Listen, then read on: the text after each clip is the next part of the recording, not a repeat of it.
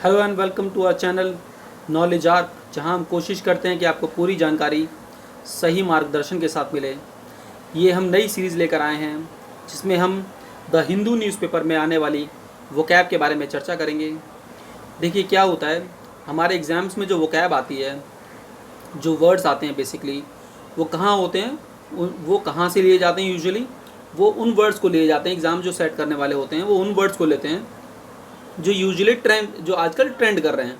ठीक है, और वो ट्रेंड करने वाले हमें वर्ड्स कहाँ से मिलेंगे, वो मिलेंगे हमें न्यूज़पेपर से। जो आजकल न्यूज़ के आर्टिकल्स में, उनके एडिटोरियल में जो वर्ड्स इस्तेमाल हो रहे हैं, हमें उनको सीखना है, उनको समझना है, उनके सिनोनिम्स और उनके एंटोनिम्स को समझना है, और उन वर्ड्स को किस तरह से उनका इस्तेमाल हुआ हमें वो देखना है। ठीक है, तो इस सीरीज़ में हम करने वाले हैं वोकैब के वर्ड्स हम करने वाले हैं। ठीक है, तो पहला हम देखते हैं।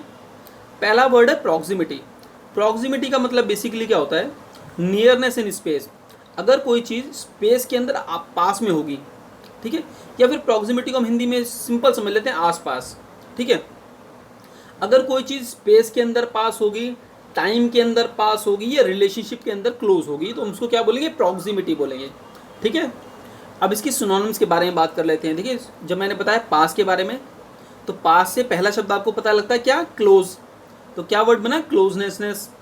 एडजेसेंसी बना, कॉन्करेंसी बना, है ना। हम कई बार वर्ड्स यूज़ कर सुनते हैं, कॉन्करेंट। कॉन्करेंट मतलब जो साथ चलता है। और अगला वर्ड है हमारा कॉन्टिग्यूटी, है ना। और ये अगला वर्ड क्या हमारा, कॉन्टिग्यूगेशन हमारा एक अगला वर्ड है। इमिडेसी एक हमारा नया वर्ड है। जक्सा पोजिशन है हमारा एक और वर्ड है इसका जो सिनोनिम है। और क्या है, प्रोपिनिक्विटी हमारा प्रोपिनक्विटी हमारा एक अलग वर्ड है जिसका मतलब भी पास होता है। टुगेदरनेस हमारा एक वर्ड है, उसका मतलब भी पास होता है।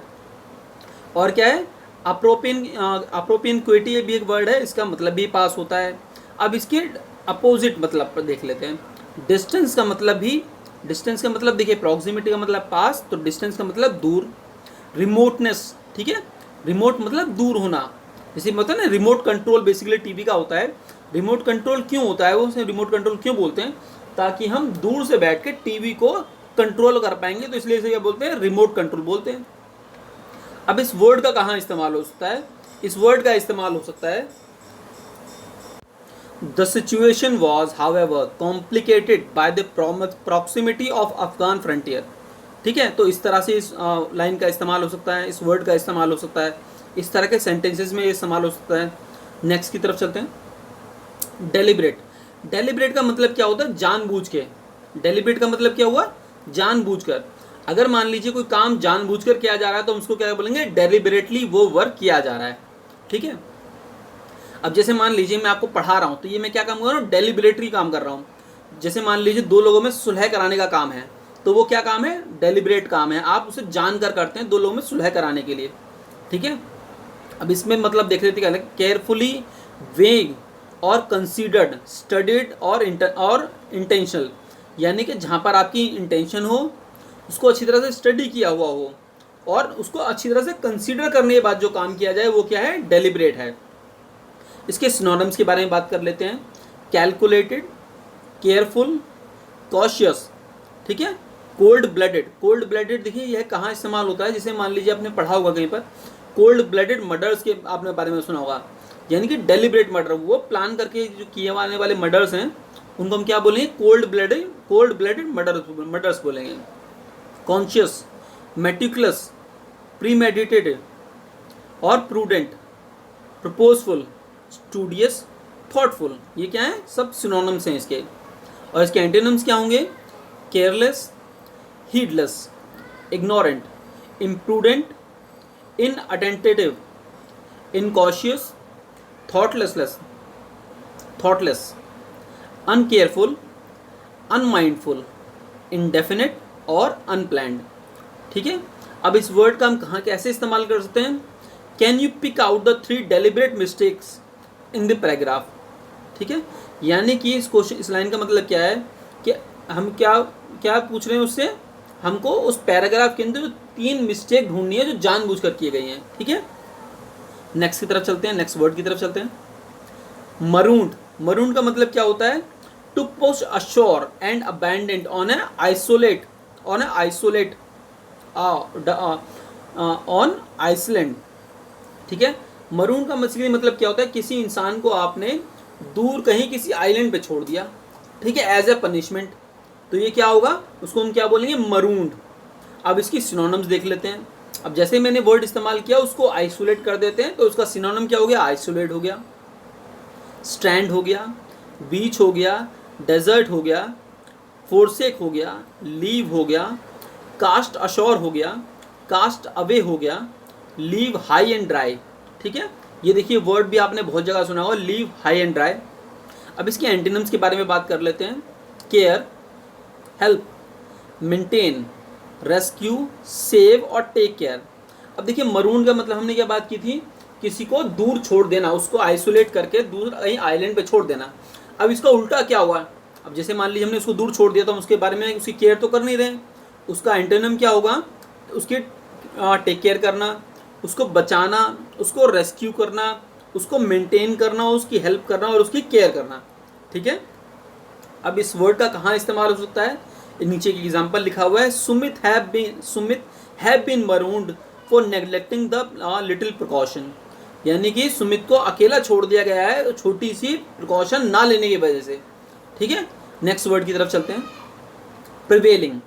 ठीक है, प्रिवेलिंग का मतलब क्या होता है, जो भी करंट में चल रहा होता है वो क्या होता है, प्रिवेलिंग होता है। जैसे हम क्या बोलते हैं, प्रिवेलिंग स्टाइल, जो भी आज के टाइम पर स्टाइल चल रहा है, प्रिवेलिंग फैशन सेंस, ठीक है, prevailing game, prevailing movies, prevailing political ideas, ये क्या है, जो भी आज की टाइम पर चल रहा है वो सब क्या है, प्रिवेलिंग है। ठीक है, अब उसके सिनोनिम्स क्या हो गए, current, predominant, prevalent, rampant, universal, usual, established, predominating, preponderating, ruling, sweeping.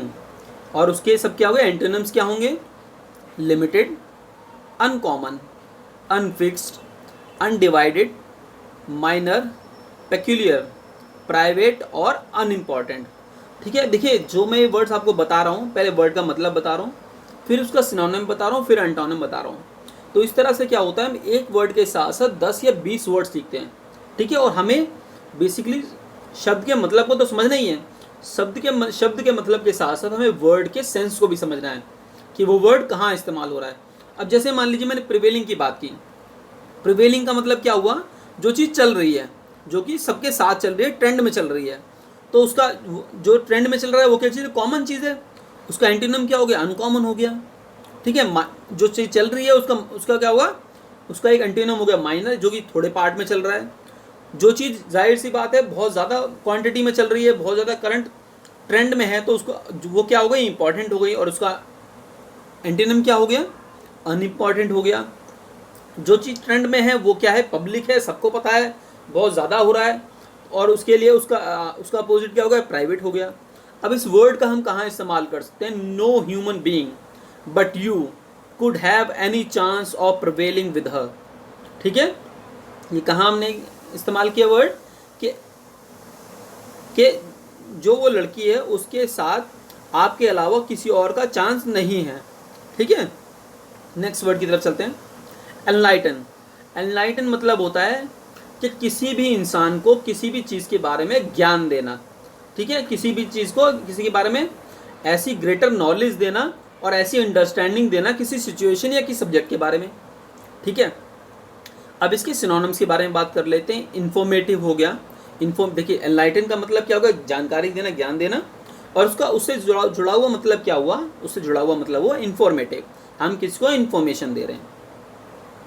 ठीक है, अगला वर्ड क्या हुआ, इंस्ट्रक्शनल, किसी को इंस्ट्रक्शंस दे रहे हैं। अगला वर्ड इंस्ट्रक्टिव हो गया, ब्रॉडनिंग हो गया, ब्रॉडनिंग मतलब उसको वाइड कर रहे हैं उसकी सोच को। सिविलाइजिंग, हम उसके अंदर सिविलाइज्ड मैनर्स दे रहे हैं, सिविलाइजेशन का मतलब दे रहे हैं। एडिफाइंग, एनरिचिंग, जब क्या होगा उसकी नॉलेज बढ़ेगी तो उसको क्या होगा, एनरिचमेंट होगा उसका।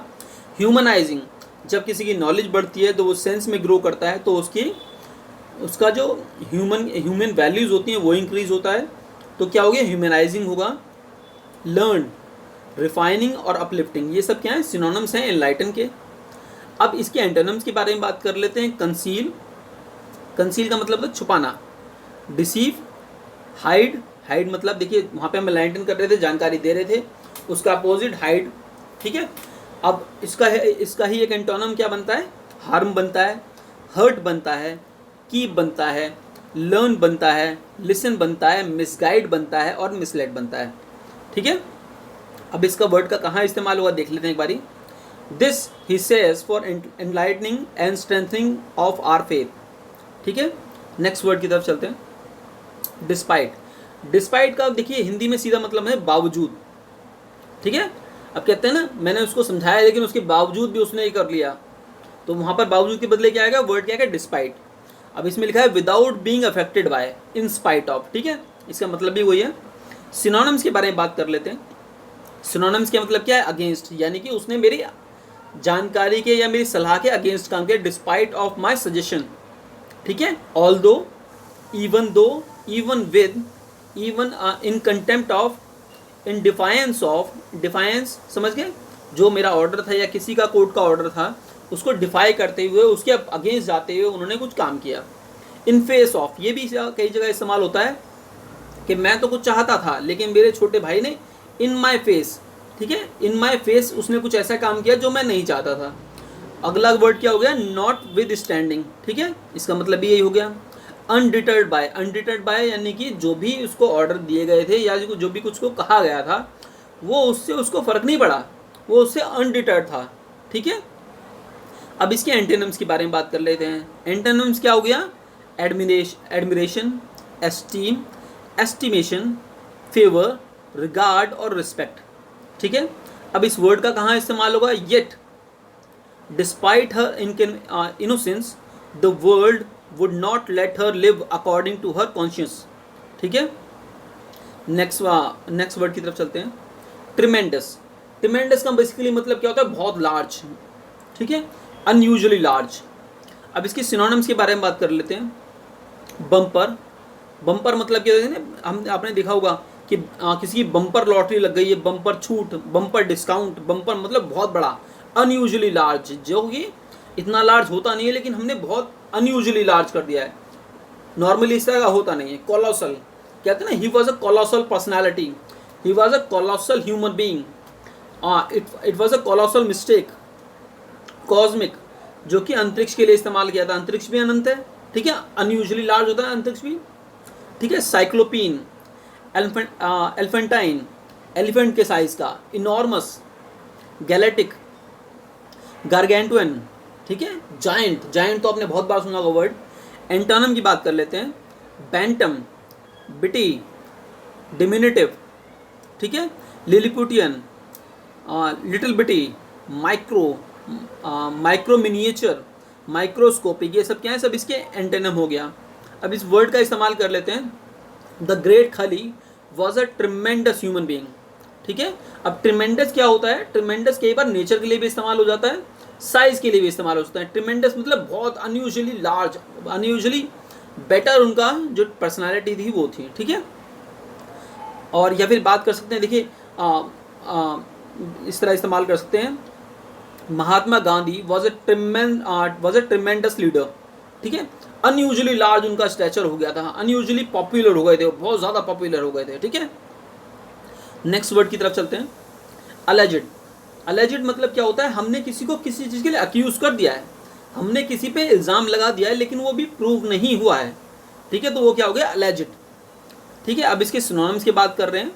Assumed, presumed, presupposed, proposed, supposed, unproven, देखिए आगे ना अनप्रूवन हो गया, अनप्रूव्ड, अनटेस्टेड, जो टेस्ट ना किया होगा, अकेडमिक, ठीक है, ये सब क्या हो गए, एलिजिड के सिनोनिम्स हो गए। एंटोनिम्स क्या हो गए, एक्चुअल, फैक्चुअल, एक्चुअल देखिए एलिजिड मतलब जिस पे सिर्फ इल्ज़ाम लगाया, अक्यूज करा हुआ है, अब वो प्रूव तो हुआ नहीं है, उसका उल्टा क्या हुआ, एक्चुअल जो हुआ है, फैक्चुअल जो हमें पता है कि ये तो फैक्ट के आधार पर है, रियल जो बिल्कुल सही है, क्लिनिकल जो बिल्कुल पॉइंट पर है, प्रैक्टिकल जो सचमुच होता है ना, ये सब किसका हुआ अपोजिट, किसका एंटोनिम्स हुए, अलेजिड के। डिफाइंड और डेफिनेट, ठीक है, ये सब क्या हो गए, एंटोनिम्स हो गए। नेक्स्ट वर्ड की तरफ चलते हैं। ब्रीच्ड, ठीक है। अब इस वर्ड के बारे में एक बार समझ लेते हैं। ब्रीच आपने कहाँ वर्ड सुना हुआ? हमने ये कई बार वर्ड सुना है, जब हम कंप्यूटर पढ़ते हैं तो वायरस क्या होता है, हमारे कंप्यूटर में अपनी इंफॉर्मेशन को ब्रीच कर लेता है ना। ब्रीच मतलब घुस आना। यहाँ पर लिखा है a make a gap and break through, किसी चीज़ के अंदर गैप बना लेना और उसके अंदर से निकल आना। अब किसके अंदर हो सकता है? एक वॉल के अंदर हो सकता है, एक बैरियर, बैरियर मतलब बाधा के अंदर हो सकता है, किसी के डिफेंस के अंदर हो सकता है, ठीक है। अब यहाँ पे इसका इस्तेमाल भी दिया हुआ है, the river breached it's bank, यानी कि जो नदी थी, नदी अपने किनारों से बाहर चली गई। यानी कि नदी में जब काफ़ी पानी आया तो क्या हुआ, वो ओवरफ्लो हो गई और अपने किनारों से पार निकल गई।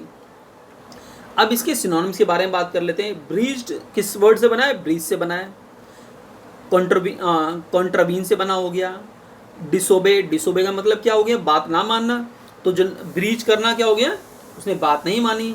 इंक्रोच करना हो गया, इम्पोज करना हो गया, इंट्रूड करना हो गया, मेडल हो गया, ऑफेंड हो गया, ट्रेसपास हो गया, बोरो हो गया, ब्रेक हो गया और क्रैश हो गया। अब इसके एंटेनिम्स के बारे में बात कर लेते हैं। गिव हो गया, ओबे हो गया, रिसीव हो गया, कंप्लाई हो गया, डिस्चार्ज हो गया और ओबे हो गया। देखिए ब्रीच का मतलब क्या हम समझ लेते हैं। जब भारत ने पाकिस्तान के अंदर सर्जिकल स्ट्राइक की थी तो हमने क्या किया था, हमने उनकी बॉर्डर सिक्योरिटी को ब्रीच कर दिया था। हम उनकी बॉर्डर सिक्योरिटी को ब्रीच करते हुए उनके एरिया में घुसे और जो भी हमारे डिफेंस फोर्सेस ने करना था वो उन्होंने वहाँ किया। तो इसका ये उदाहरण मैंने दिया ताकि आप अच्छी तरह समझ पाएँ। ब्रीच करना मतलब किसी चीज़ को तोड़कर उसके अंदर घुस जाना, ठीक है। अब इस वर्ड का मतलब देखिए यूज़ कहाँ से हो सकता है, कैसे हो सकता है। Where they breached he broke through and waved his sword laughing, ठीक है। नेक्स्ट वर्ड की तरफ चलते हैं। तो this is the end of our video. अगर आपने इस वीडियो के माध्यम से कुछ भी नया सीखा या आपने कोई भी नई जानकारी आपको इससे हासिल हुई तो हमारे वीडियो को लाइक कीजिए और कमेंट कीजिए अगर आपको कोई भी क्वेरी है, और सब्सक्राइब कीजिए हमारे चैनल को ताकि जब भी हम कोई नया वीडियो लेकर आएँ उसकी जानकारी आपको सीधा मिले। Thank you, have a nice day.